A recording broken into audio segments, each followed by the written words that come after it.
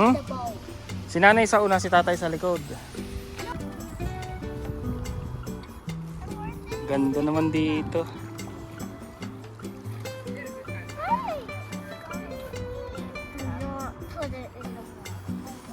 Ganda. Boating kami ngayon dito sa Gap Lake.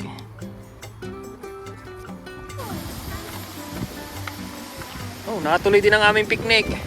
Walang makuna ng pwesto. Yeah! Ganda dito, mahangin. Diba? Ang ganda dito. Walang masyadong pumupunta dito eh. Oh, mga natatakot sila sa bear. Ay, grabe doon sa baba, punong-puno. Hello. Galing kami kanina ng Gap Lake.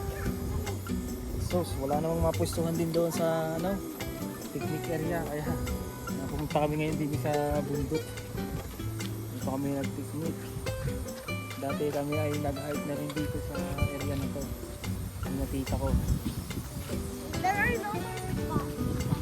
Ano to, Only the Superior poopy Lake. spot. Sa taas. May pagkain. Ang daming pagkain namin. Puro noodles. Noodles the best. Saka meron kaming dalang saba.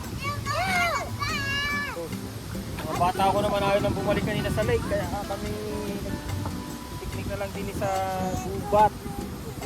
At iinit kami ng amin na tubig naman.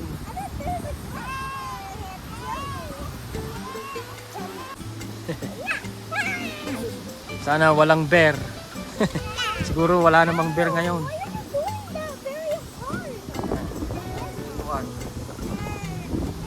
Ganda ng panahon, no? Ganda ng summer. Sarap ang aking dalawa. Yan ang picnic noodles. Hindi tayo nagluto eh, wala tayong dala. Okay na yan. Tsaka saba. Oh. Ayan, meron kami saba. Sarap na sarap ang dalawa ko eh. Oh. Dahil bulaklak oh.